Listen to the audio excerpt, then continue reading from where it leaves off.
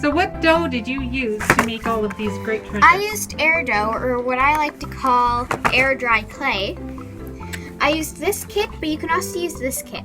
They both come with the same tools, little tweezers. They can come in all these colors you see here. And a small knife. They're not sharp, they're just like for cutting into dough.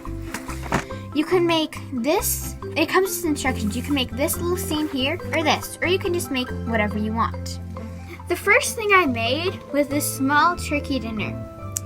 This is small mashed potatoes that I made using the blue air dry clay. You can see here are the colors it comes with. And I used the little poking tool to make it look like sort of mixed potatoes. This is a turkey. There are instructions on how to mix the colors to get the perfect color you want.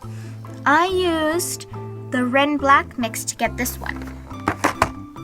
I used white for the legs, and I used the poking tool to make the little hole for the neck.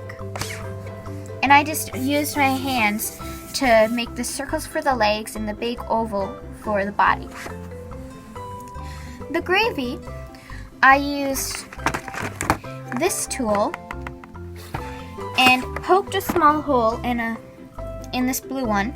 Then I used a slightly bigger one. I used this to sort of dig it around to make it a little bit bigger. For the vegetables, I used this small cutting tool you can see here and cut pieces of green and yellow to make what looks like beans and corn. You can also use orange and other colors. I mixed just a bit of yellow and white to make it the perfect color because it's supposed to look like potatoes with butter in them. So when you're using clay, you can kind of pretend like it's like paint, and you can mix the colors together to get the perfect color. In the air dry clay, if it's not like sort of dry, if it's sort of dry and you try to stick it together, don't like completely rinse it in water or anything. Just get a small paintbrush and a little bit of water, dip it in, brush it off, and then just put just a little bit on because you don't want it to be super sticky. It'll also sort of make the dye in the clay like spread everywhere. So just a little bit on a paintbrush to make it stick better. The other cookies, they're chocolate chip cookies. I made a little bit of brown as chocolate chips, and I used the tweezers to put them on to make them sort of look like melted chocolate chips.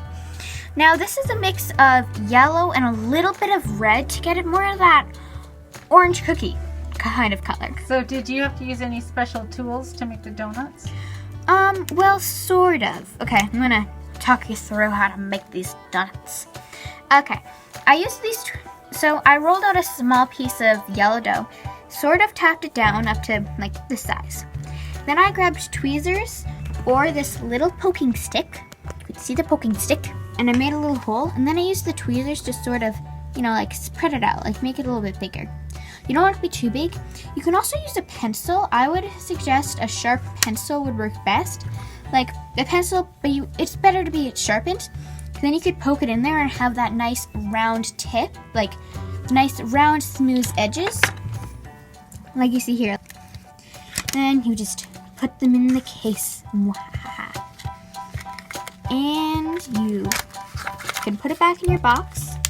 I really like how this donut box turned out. I'm using these for my sister's dolls and my dolls. You could use it for like anything you want, decorations, and even if you wanted to, you could use these as like keychains. So how did you make the container? I just used the box, cut a little bit more of this part away to make that you can see the donut a little bit better. And then I painted it. You could paint it red, orange, yellow, whatever color you want. I mean, it's your thing. Anyways. So you recycled the package from something else to be into your miniature art. Yeah, and there's a little piece of plastic here. Wait, I'll show you. This is holding the clay. And I just used that as the top. I did have two, but you could just use like a piece of paper or something underneath it. This is sort of just a cover I'm using to put a piece of plastic there. These are pierogies. I put 4 on each plate. As usual, I just roll a piece of blue dough, flattened it down to make the plate. I used yellow for the pierogies, and inside, if you can look closely, you can see it looks kind of green in the middle. That's because I used blue for the insides because I had a lot of blue left over. So these pierogies have actual stuffing in them? Yes, but it's kind of weird because it's blue. It's blueberry pierogies. Yeah. Ooh. I used the little poking stick it comes with. Well, first I rolled little pieces of yellow dough, flatten them out, put pieces of blue or whatever color you want dough right inside. Pretend this is like the pierogi and I just put it right here. Then I folded it with my hand and I used a little poking stick it came with. You can also use a pencil or a toothpick and just made these little edges. I did like this, but with the poking tool. And that's how I made the pierogies.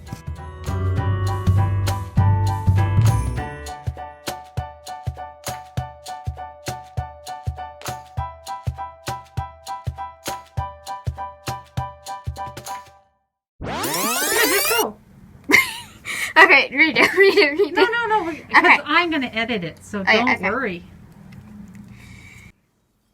Croissant. Okay, moving on.